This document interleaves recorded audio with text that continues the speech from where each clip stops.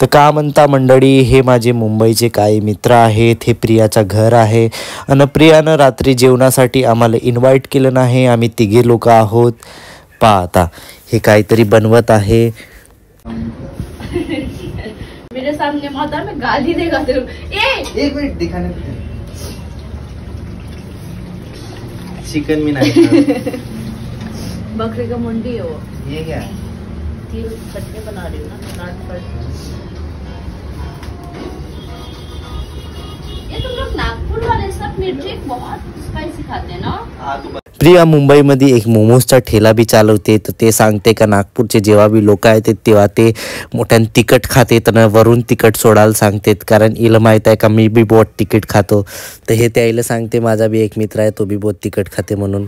एक कच्चे मुळा कापलं नेणं बारीक बारीक आणि हे आलू बी उकळून ठेवलं नाही। हे आलू आम्ही शिरलो इकडं आल्यावर। आणि हे तीळ होत, तिळाची आता हे चटणी बनवते। इकडं बहुत फेमस आहे म्हणते आमच्या इकडे तिळाची चटणी। तर हे तिळाची चटणी नेहमी बनवते आणि याचं नाव आहे महेश।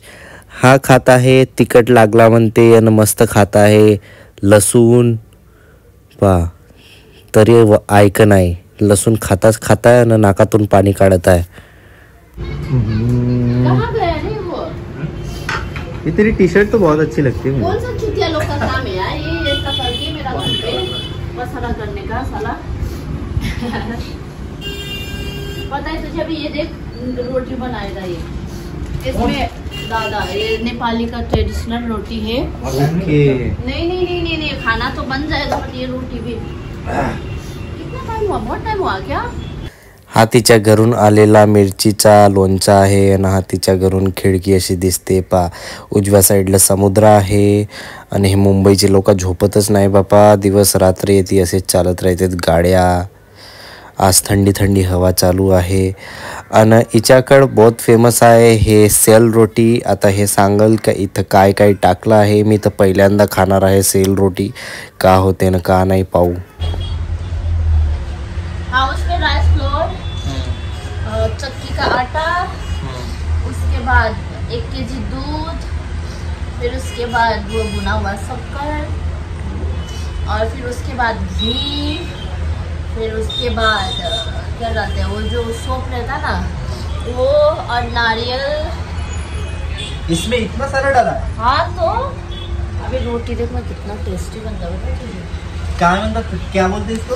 सेल रोटी। जैसे कि अभी तुम लोग का पुरनपोली होता है ना, अच्छा वैसे हम लोग का ट्रेडिशनल रोटी होता है। सेल रोटी। आम्ही तिघीजण गेलो जेवण करायसाठी आणि हे बाकीचे लोक हिच्या दुकानात काम करणारे आहेत।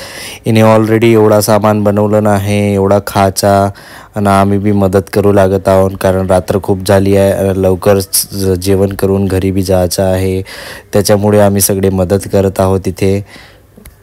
हे तयार झाली आहे मुळाची आणि तिळाची चटणी आणि हे काका खात आहेत आणि हा नुसतं सामान इचकत आहे याच्या घरचा।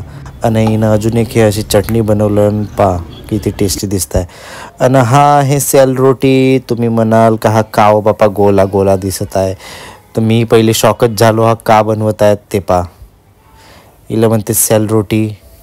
तर जेवण झालं आहे तयार। मग हिनं आम्हाला सांगलं का सेल रोटी कशी खायची, पहिले ते खायचा म्हणते, मग मुळीची भाजी, मग हे आलूची भाजी आणि मग हे काकडीची चटणी खायचा म्हणते एकासोबत। आणि हे आलूची भाजी आहे, मी आलूची भाजी खाल्लो आणि मग हिनं मुगाची डाळ पण बनवलं आणि चिकन होती, तो एका जणांनी चिकन खाल्लं। आम्ही दोघे जणांनी आलूची भाजी खाल्ला, मी तर मस्त पोटभर खाल्लो। मी म्हणलो पश्चाताप नाही करायचा आहे घरी जाऊन का कमी खाल्लो म्हणून, लागतही नव्हता तरी पुष्कळ घेतलो आणि खाल्लो। मग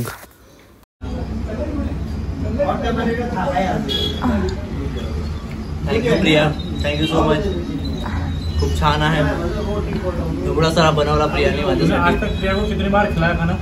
एक बार भी नहीं। और तूने कितनी बार खाया यार? ये शर्म का तूने हे दोघे जण बिलकुल तिखट नव्हते खात, ते याच्या नाकातून कानातून डोळ्यातून पाणी येत होता। यानं जसा तसा आपला जेवण संपवला। मलाही बहुत तिखट लागला, कारण यानं ॲक्च्युअलमध्ये बहुत तिखट भाजी बनवलं होतं। तुम्ही कधी हे सेल रोटी ऐकल्या का आणि खाल्ल्या का सांगा बरं कॉमेंटमध्ये। तर मित्रांनो, मी घरी जात आहे आता, कारण मला खूप झोप येत आहे आणि खूप जेवण केलो आहे। So thank you Priya for dinner and everything. जा, निकल